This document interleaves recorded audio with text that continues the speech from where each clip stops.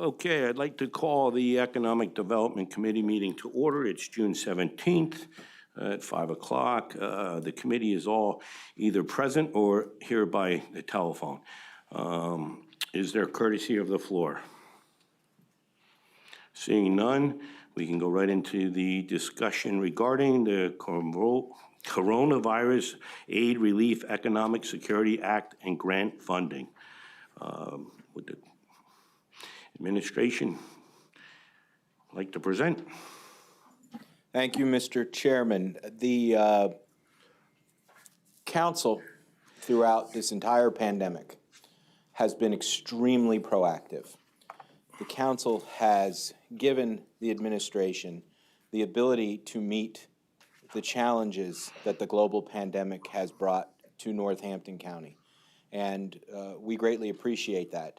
The support you've given us to do what we've needed to do with respect to hazard pay throughout the county, especially at Graysdale. The support you've given us to create a testing site in collaboration with Easton Hospital for the community at large without a prescription. The support and discretion you gave us to send the workforce home to help flatten the curve so our ERs wouldn't get run over. Council, this is going to be part of the story that'll be told in Northampton County for years to come, how you responded. And you responded flattening the curve, bending the curve, and doing everything you could to deal with the coronavirus and COVID-19 and the health emergency that the pandemic is, including giving us the power to mask everybody and to temperature check. These are precautions that I think are going to pay great dividends for us moving forward. And that's on the health side. But Council, you know, the global pandemic didn't just create a health emergency for us all, it created an economic disaster. There are so many people unemployed in Northampton County right now. So many small businesses closed.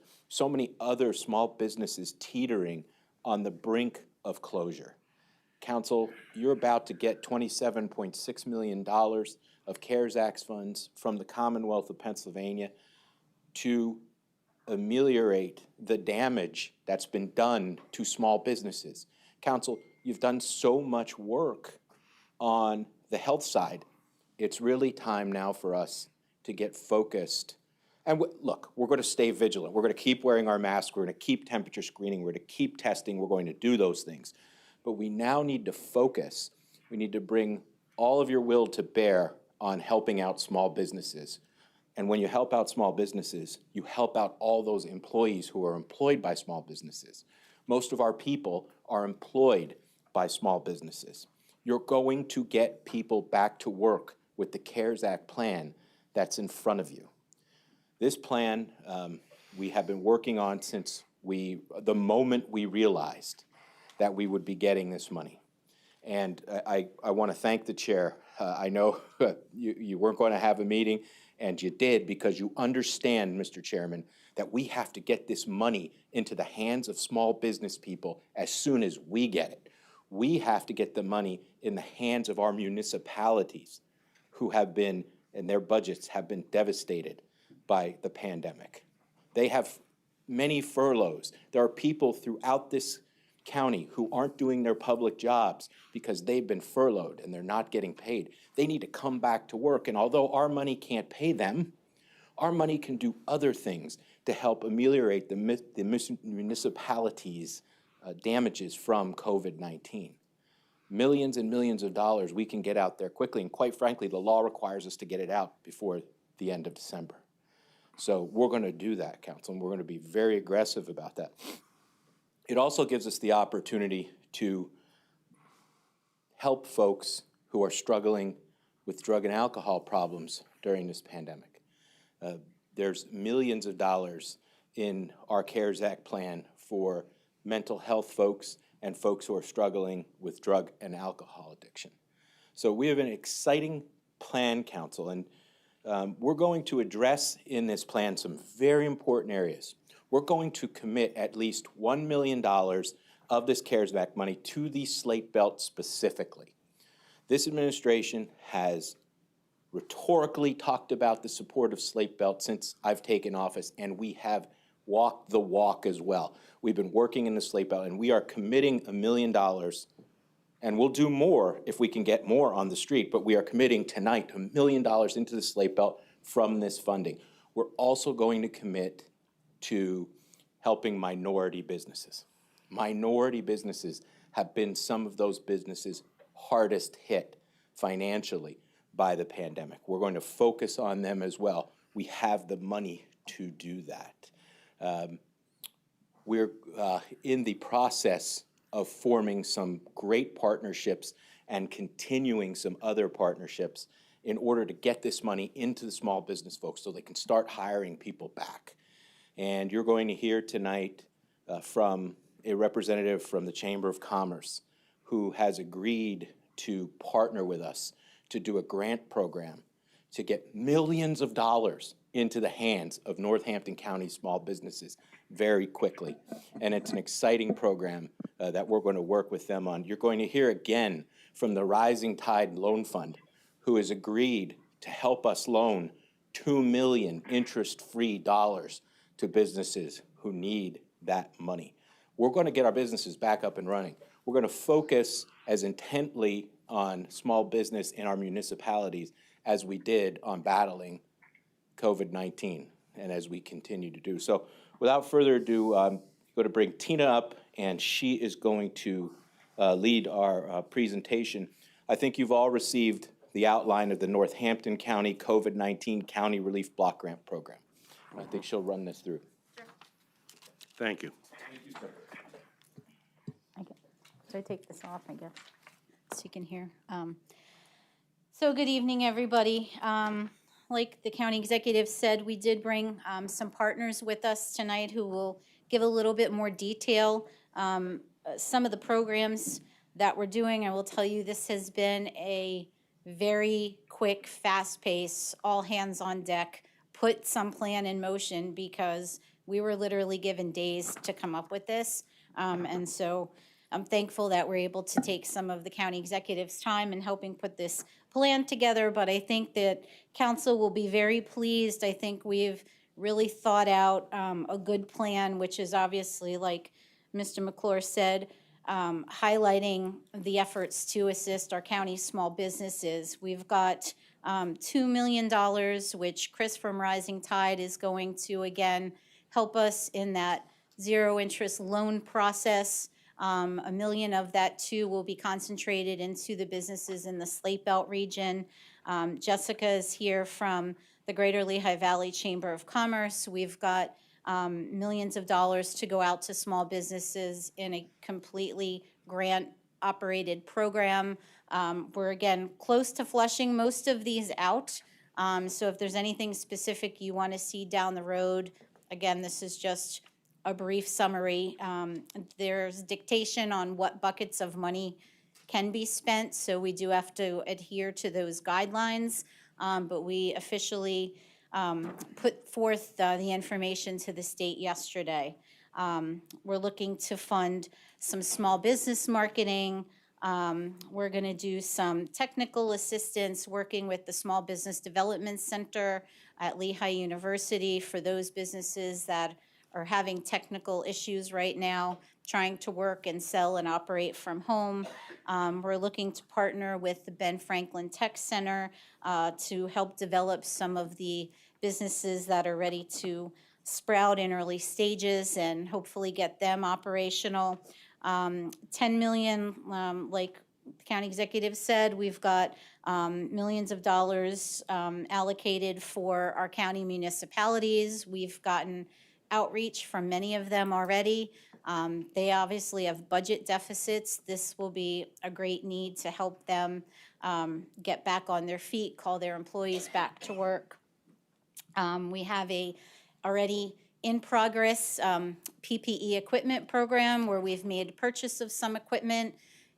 The municipalities have an opportunity to participate in that. So actually next week we've got dates in place where the interested municipalities are going to be able to go and pick up face masks, hand sanitizers, everything they need to be able to then distribute to the businesses in their communities to help them, give them a little bit of a lift so that they can reopen in COVID times. We have our bi-county partners that we work with, so we're obviously going to work with them.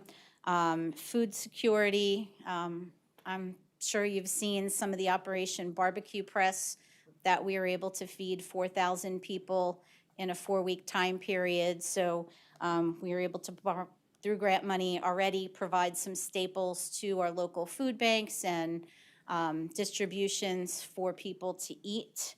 Again, housing, Frank will talk a little bit about that with Sue. We need to rebuild our tourism community, so we'll partner with Discover Lehigh Valley and make sure that once people can travel, they will travel and they'll come back to the Lehigh Valley. As you know, a lot of our tourism industry, it's all that small business trickle-down effect. They're going to stay at the hotels, they're going to eat at the restaurants, they're going to shop at the retail establishments. And then lastly, we also have the human services money, and that outlines there, so Sue can talk a little bit about that. I'm going to bring Chris up to give a little bit of an overview of what we're going to do with the Rising Tide loan program, if you have any questions on that. Before we move on, I'd just like to check with the members and make sure they have any if they have any questions at this time before we get too far down the line. Yes, John. Yeah, I had raised this issue with Todd Weaver last time when he was here. The volunteer fire companies, I saw there was something that came out from the state that there is a program. Yes. Are we reaching out? Are you reaching out to them? Because I know, like, for my volunteer fire company, the carnival in the summer, which is a major fundraiser, was canceled. There was a breakfast that they had that was canceled. You know, so. Yes. And I'm sure that throughout the county, that's. Part of this money will also, we're looking to put a plan in place to assist our EMS folks as well. Okay. And then the other question I had is that in this area, the 800-pound gorilla of tourism is Artsquest. I saw that it's going to be virtual this year. I don't, I don't know how that's going to work, but certainly there's a huge hit there. Have you been in contact with them, and have they approached you? We'll be recommending in the plan a $500,000 grant out of this program to Artsquest, $200,000 to secure your $200,000 commitment of hotel tax, because we don't know that we'll have that, and just a $300,000 outright grant to them. Good. Any other? I think my biggest question is, I want to know how this money is going to be distributed. There's so much need, and this money will be gone in no time. I think you're about to find out. Okay, that's very important, because I'm completely disturbed by the state and their waiver program, and I just think things could have been done so much better. So I'm waiting for you. You're going to do it right. There'll be a great deal of transparency. Every grant that's made will report to you that it was made and how it was made. And how they apply what for the it is process important. was. That's good. Council will be told everything through every knew step you of the would. process. And one last comment, kind of following up with Peg. There's so much need for this money for legit businesses, but along with a lot of money comes people that want to cheat the system. So we have to make sure we have our guards up. This is so important to our community that we don't give this money where it doesn't belong. You're absolutely right, Councilman, and that is why we are so fortunate to have a Director of Finance who was a 3-term county controller in Northampton County and who is a certified fraud examiner.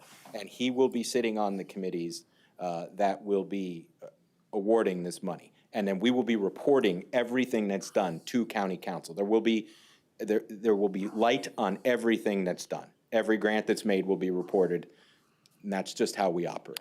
Thank you. You're welcome. Is there, And we have to track that, our money back to the state. We have to report to the state, so nothing, we're not paying for anybody to go on vacation. I have a question. Oh, I'm sorry. Yes, sir. Well, has nothing to do. That's good.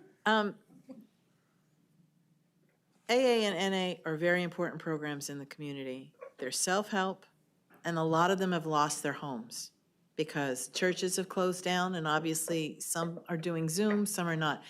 So I see that there's a lot of money going for a lot of drug and alcohol stuff. I'm hoping that there's a way that you could find to make spaces available within this grant for AA and NA and other As to resume their face-to-face abilities. I don't know if that's cleaning products to certain places, and I'm not suggesting you give money to churches, because I know I got trapped in that, but a lot of churches are places that house these things, but we have 5 recovery-type centers that we fund in this county. 4? We're down to 4? Oasis. So we have some buildings that if we could start to divert there, but if there's ways to start helping those folks find home, because all the treatment providers that you use refer to those anonymous groups, and they don't have organization per se, but there are people that oversee that, and so I can help make some linkages there. But I know that that's a need, because everybody's questioning, where can I get a meeting? How can I go to a meeting? And a lot of newcomers don't have meetings to go face-to-face, and it's real important in early recovery. So if we could include that in the drug and alcohol money, it would be appreciated. Ms. Wondolowski and I were just talking about that very thing this afternoon. No, you weren't. Yeah, no, we were. Yes, we were. Thank you, Councilwoman. Anything else? Okay, moving on. Mr. McGee? Hold on, one more, Mr. McGee, I believe. Yes, Mr. McGee. Am I up? Yes, Councilman I'm having a McGee. little trouble here. I guess next time I'll try to get to council. I just couldn't do it with work today. Is there a copy of the grant application that council could see? What the applicant actually has to put down? Yes. And where I'm going with this is, back on, Kevin Lott brought up an interesting topic as far as, are we giving this any money to, good players, bad players? But bottom line is, are we giving it to people that are paying their taxes or, up on all their, apparently some places, recently because of COVID or COVID-related economic problems, maybe not so much, but in the past years or so. Anyway, my ask is, can we see the application so we know what they're actually asking the applicants for? And secondly, are they checking for any past practice of, say, not paying taxes or such? The answer is yes. We'll provide you with all of the relevant applications, including the application we submitted to the Commonwealth. And I don't know what yet the processes will be to verify whether a potential applicant is good or bad. But I'm sure, I know the Rising Tide Loan Fund has their processes. You can ask Chris about that. I'm sure the Chamber has their processes to determine how to grant to folks who are going to put the money to good use. Can I guarantee you that with the millions of dollars we're going to be granting them to businesses that have always had a stellar financial record? No, I can't guarantee that, and there will be no way to guarantee that in the process.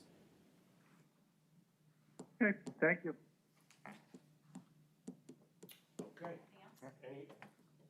Anybody else, Tom?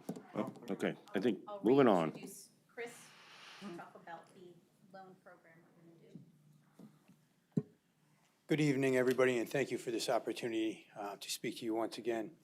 The Rising Tide Community Loan Fund, we are a community development financial institution, so we are certified by the Treasury. So to your concern about fraud, we have to make sure when we lend money out that we know who we're lending it to, and as best as we can, we have to make sure that it's not fraudulent because that could ruin our certification with the U.S. Treasury, okay? We also have borrowed funds from counties, from banks, other organizations that we need to ensure we're going to get those funds back as best as we can, so we're able to pay back those that we borrow the money from, okay? Because that's where most of our funds have come from. They're borrowed funds, okay? And if we don't get paid back, I can't pay those that we've borrowed the money from. Now, that doesn't mean that a business isn't going to fail, okay? And that there are times when businesses are not able and/or willing to pay us back, okay? And, you know, we do the best that we can in those cases to recover those funds, whether it's through the collateral that happens to be securing the loan, if there is some, and through the court system, okay? You know, with regards to the question pertaining to taxes, depending on how this program wishes to be designed, right now, I'm aware of delinquent taxes if the county has filed the judgment and placed it on record. Then it comes up on the credit report, or if there's a title search, there's at times it shows up there, okay?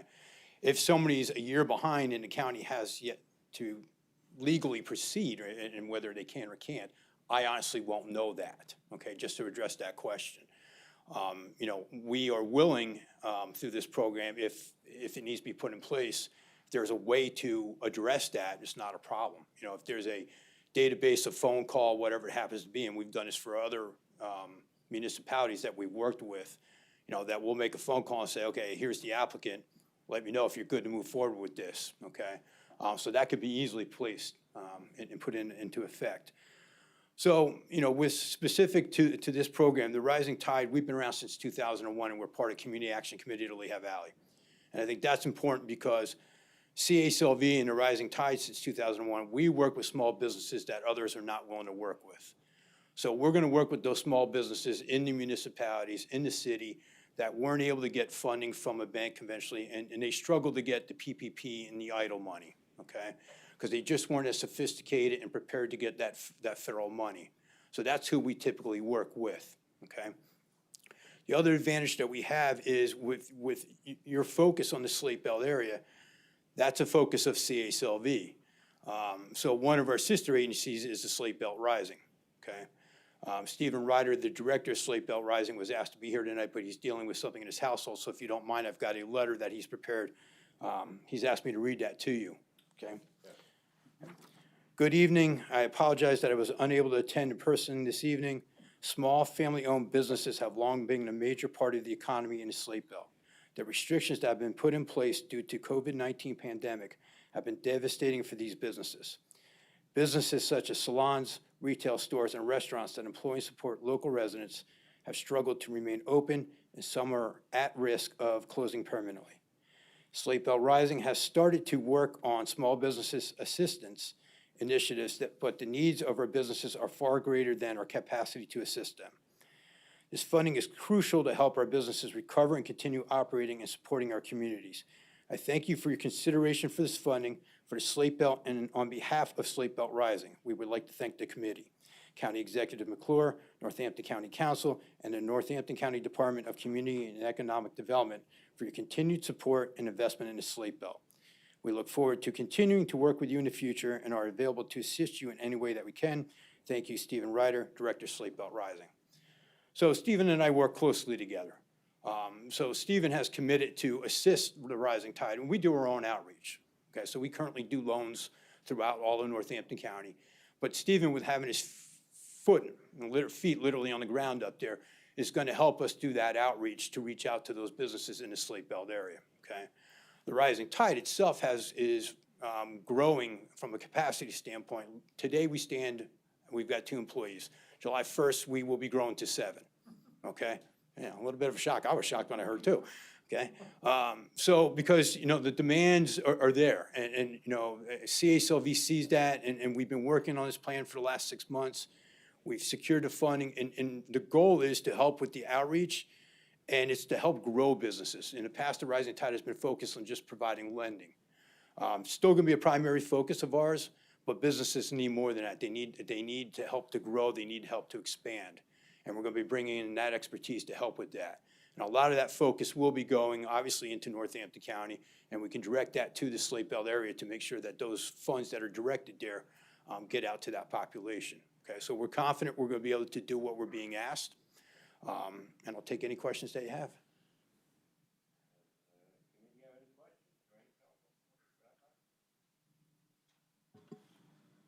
Any questions? Think we're good? Okay. Thank you for your time. Appreciate it. Thank you. Thanks, Chris. Next, I want to introduce to you Jessica O'Donnell, who is here representing the Greater Lehigh Valley Chamber of Commerce, who is going to assist in collaborating with the county to do our small business grant program. And the chamber has already done some successful grants to small businesses through COVID, and she's going to give you a little bit of insight on what already has been successful for them. Thank you. Good evening. On behalf of the Chamber, we are thrilled about this potential partnership. So I want to thank County Executive. Thank you so much. Like Tina had said, we have already done a COVID-19 relief grant. The Chamber gave out $355,000 within the first month of when COVID-19 hit. We realize that these businesses are the lifeblood of our community. They are holding on day by day at this point. So with this potential grant, we will be able to impact many. So I know that we have talked about $4 million, and possibly businesses could apply up to $15,000. So I'm going to go over the draft application that we kind of took from the chamber and morphed it into this potential grant here too as well. So small businesses obviously in Northampton County can apply. They could be used for rent, payroll, or other operating expenses. You think of your hair salons and those that are non-essential that haven't been open. I know that with my feet on the street in some of these communities, our hair salons have given their supplies as gloves and masks and all those things to those on the front line. So this is our way to pay back and obviously get them restocked. Applications will be based on the committee of available funds. Priority will be given to these small businesses, restaurants, retailers, the non-essential businesses in the main streets and the surrounding traditional neighborhoods, minority-owned businesses too.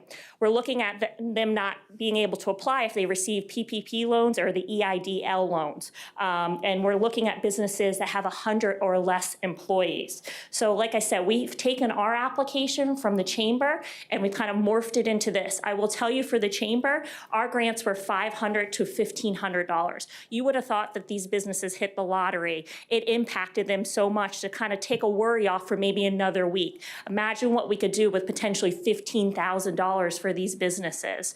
I know that our businesses were very grateful. I know on behalf of the chamber, we wish we could have gave them more because there is such a need in our communities. But again, these businesses are the lifeblood. I have an ongoing list of businesses that have reached out to me saying, is there any other grants? We need money. So I have a list literally in my Nazareth office of businesses that are reaching out that I know that our feet on the street and our connection with these businesses, we can pump this money out to all of them. Yes, thank you, Jess. Is there any questions from the committee or members in general? Yes, Mr. Kusick. Yeah, thank you very much. You're very enthusiastic. One of the questions I have is, you mentioned 100 employees or less. One of the issues I recall when some of these programs first came out was there were franchises. I think Shake Shack was one.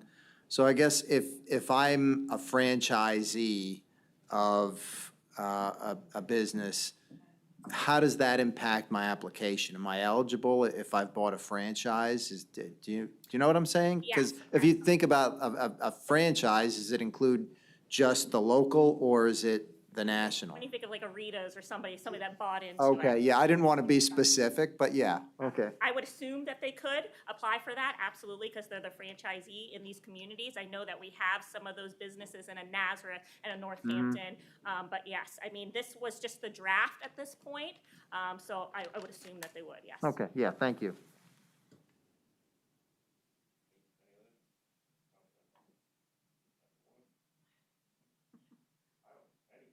The $4 million is specific to Northampton County businesses only? Correct. Ms. O'Donnell, is the chamber structurally able to deliver?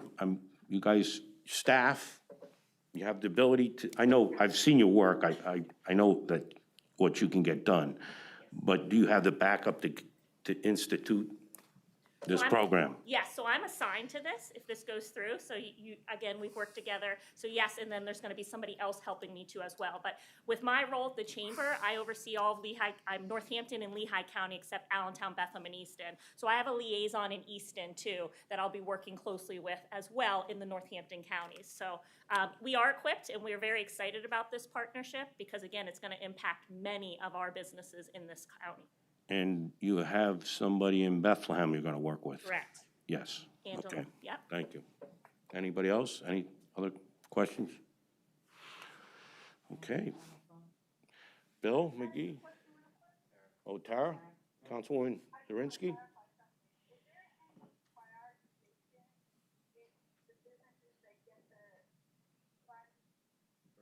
By how many employees they have or the size of their business? Yes. Did you hear that?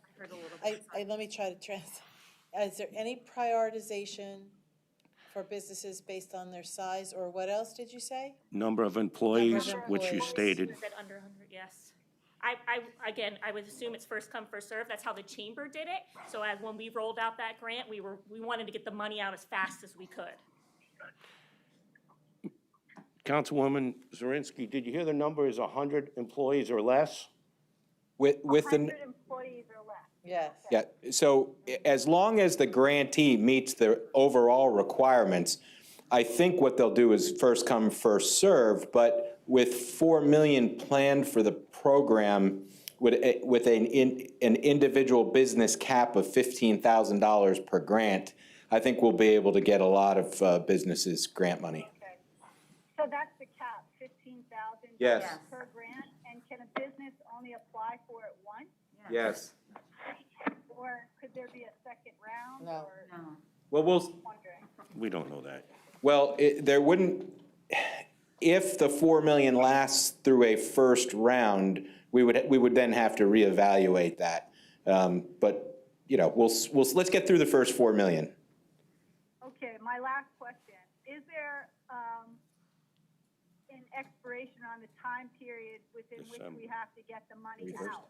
December, they said, Tara. the end of the December. year. December the 30th. Okay, all right, I just wanted to clarify that too. Thank you so much. And that's a good point, Councilwoman. The General Assembly and the United States Congress want this money out fast. That's the whole point of the CARES Act.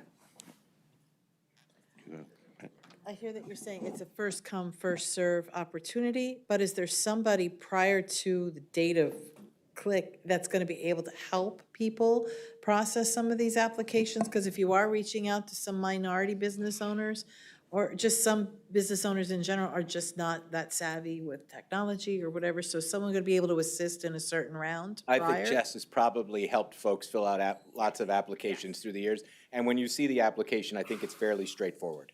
Yes, I don't think the application is going to stump anybody. yes, And Jess will help them with it. absolutely.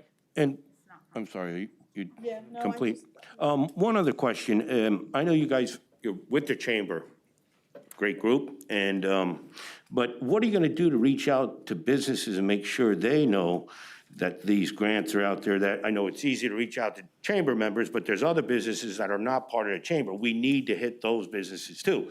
Do we have a plan to hit those businesses? Absolutely, and I will say for the Chamber's COVID-19, it was chamber members and non-members that received that.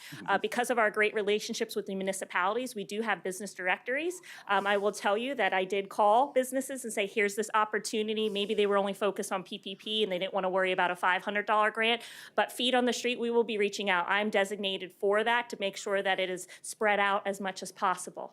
Thank you. And I will say, one thing I neglected to say, we are asking for tax returns. So we're legitimate, so we are going to look at that. That is very important, in my opinion. Sorry, I left the most important thing. There was a loan made that I kind of looked at that individual business, and I have a history with that business, and I do not think the business is all that fair with taxes. But that's something that I don't think we could, I mean, if the taxes look good, that, we got to go by that. And I understand it, but I think we should make sure we're giving it to people that actually pay taxes, not people that cheat on their taxes, and then we give them tax money. So thank you, I appreciate you looking at that. Question, Is there anything else? Another question? Who does? Bill? question, Councilman McGee, yes. thank you. Yeah, they brought up another question, with spreading it around. I know it's gonna be, I guess with the county executive's initial, he mentioned about the sleep out area, right? They're gonna, but the rest of the county then, like I'm just gonna give you for instance, and you might have the answer, you might not, or maybe it's just some food for thought. Or maybe I missed something in the conversation, I don't know. But say you get 100 applications, and the first 50 are from one specific area in the county, say one city, you know.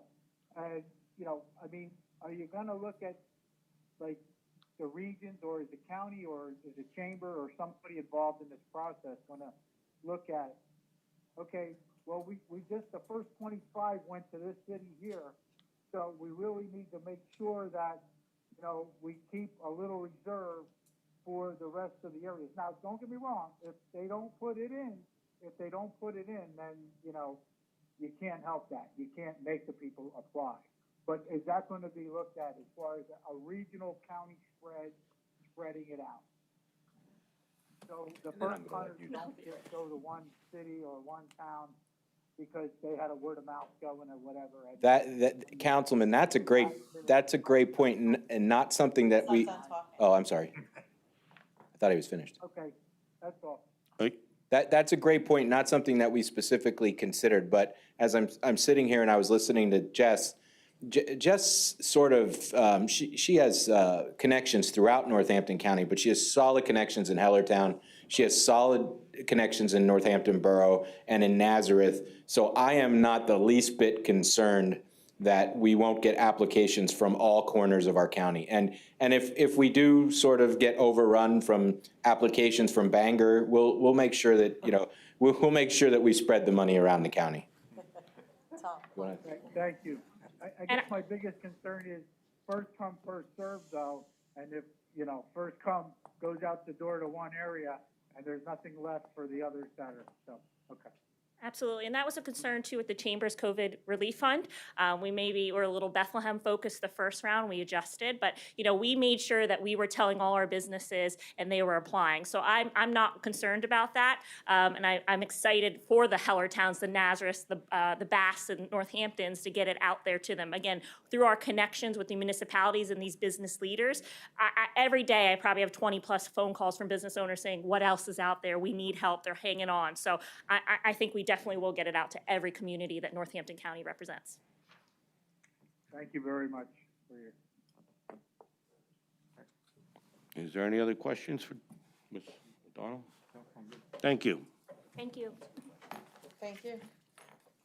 Okay, Yeah, and I will tell you too that even when Mark and I worked with Chris for the loan pool, we were diligent about making sure that the wealth was spread around. And so we will absolutely be tracking that and keeping in touch with Jessica, and through our office and our communication through the county COGS system, we will make sure that all the municipalities are very well aware of this opportunity. And Becky will do press releases and we'll put it out as great as we can.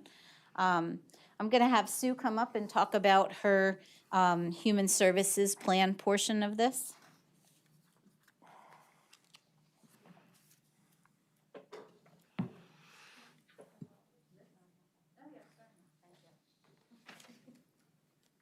Hot off the press, I didn't get it yet.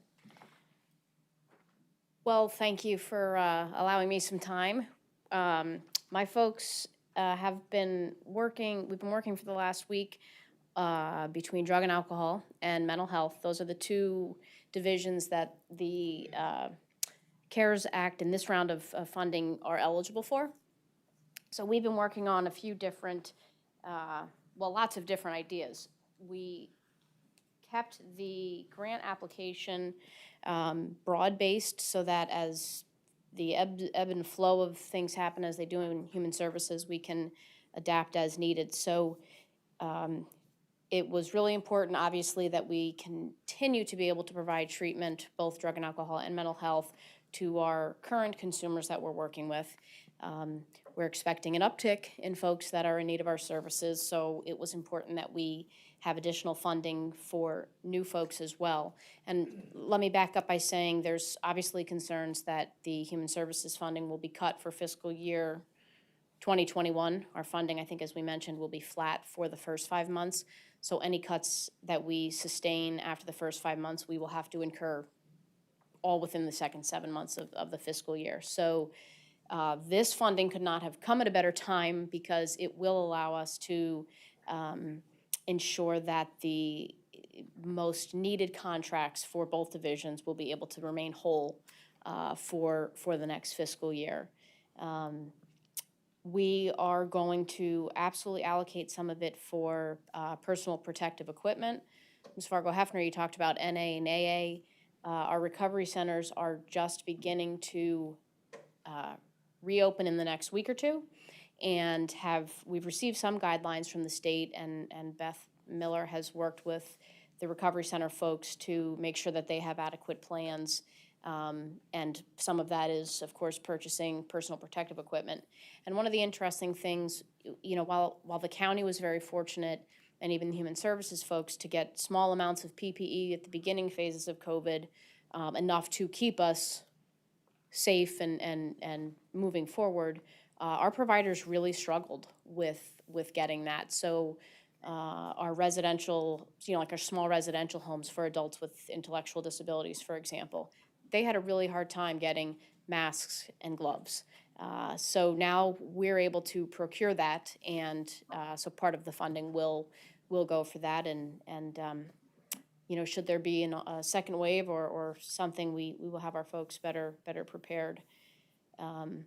Telehealth is something that has been being discussed for a long time in mental health and drug and alcohol, and the insurance companies and other powers that be have been resistant to that concept.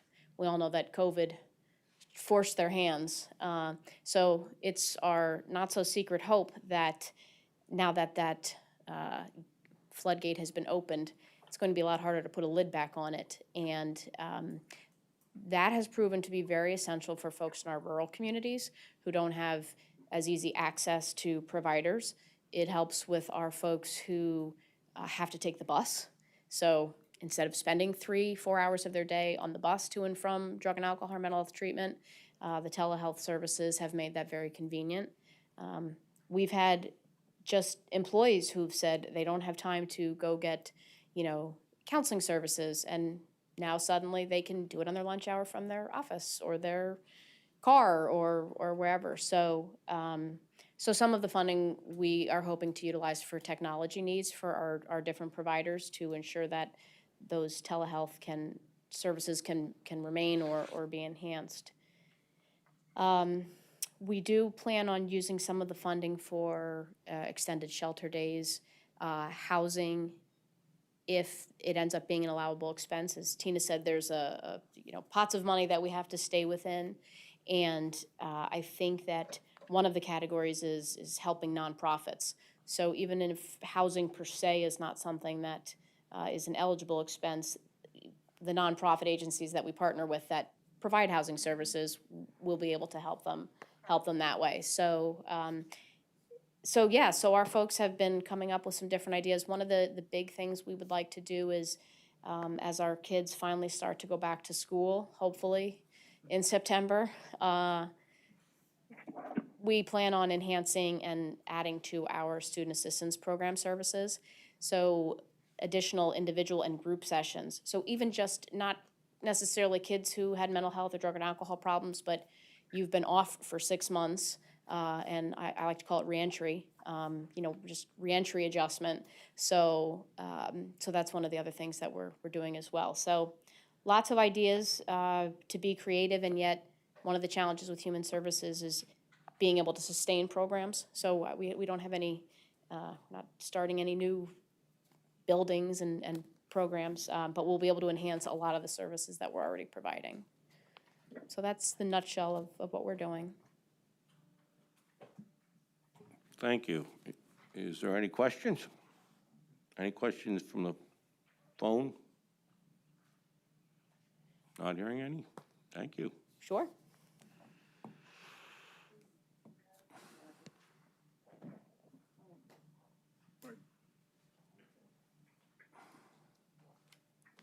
Mr. Chairman, that concludes our presentation on our CARES Act plan. Thank you. Welcome. Mr. Chairman, we have 2 resolutions that will be introduced at the council meeting tomorrow. do we need to move the resolutions forward out of committee?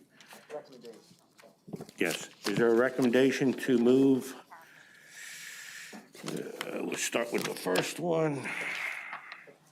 Is there a recommendation to move the resolution approving to apply for and accept funds through the COVID-19 County Relief Block Grant? The motion to move forward to full council, the resolution? Someone on committee, you are, John, and Bill, is that you? Bill's on the council, and Tara. Bill, so moved. Bill, so moved, thank you. Second. Thank you, John. And the second resolution that will be introduced tomorrow is if moved forward, a resolution approving an application to the Pennsylvania Housing Finance Agent. Oh, we can't move it forward without them talking about it.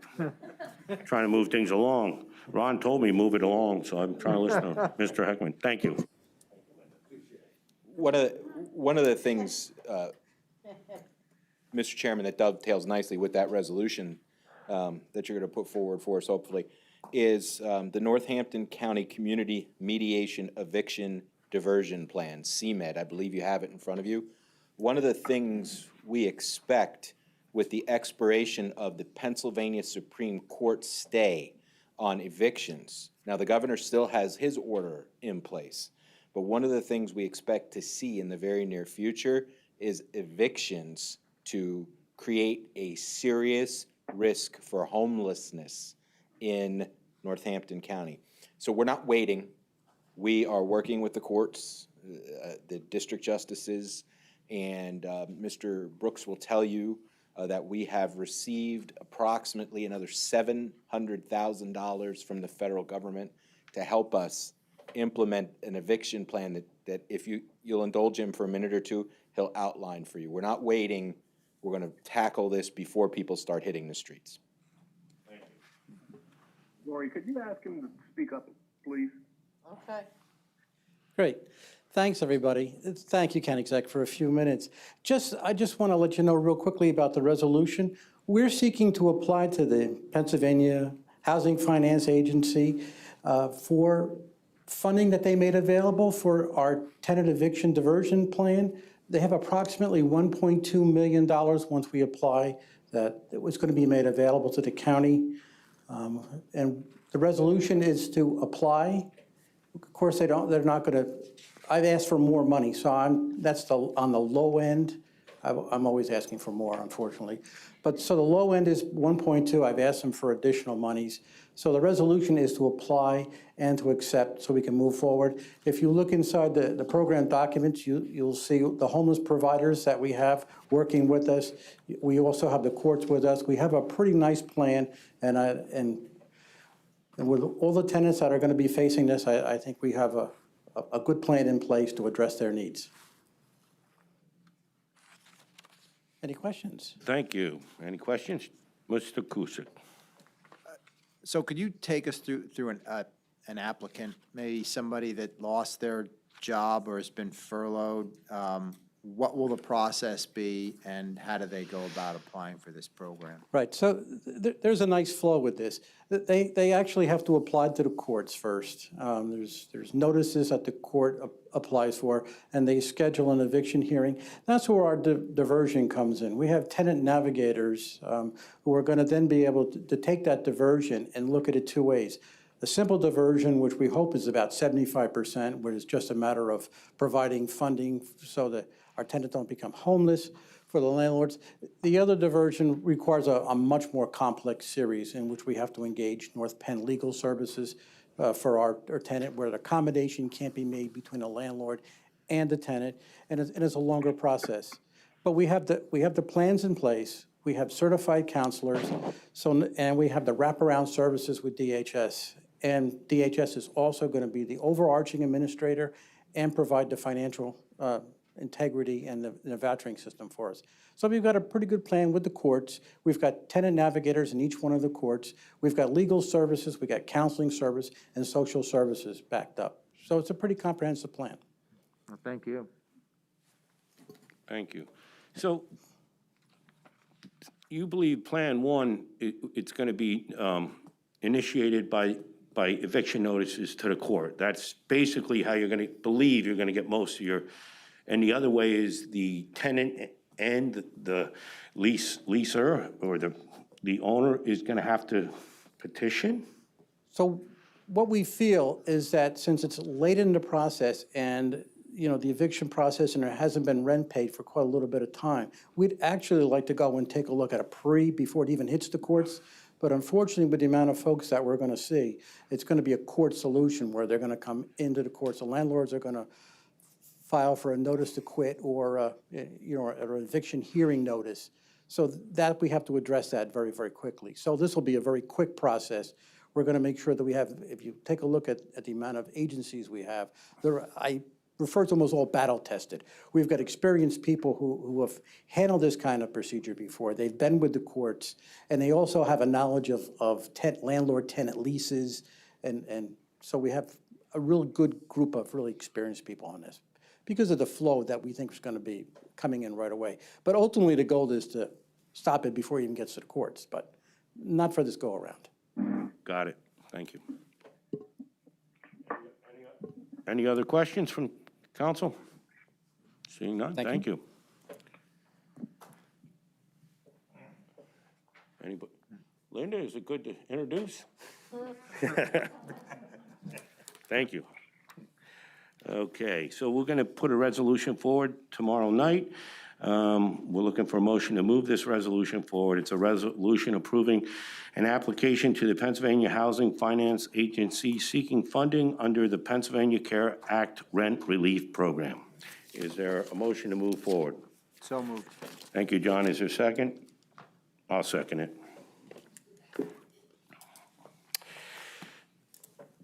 Is there any other business? For being none, I'll make the motion. Meeting adjourned. Thank you. Thank you for everybody that participated. Thank you. Thank you. Bye. See you tomorrow.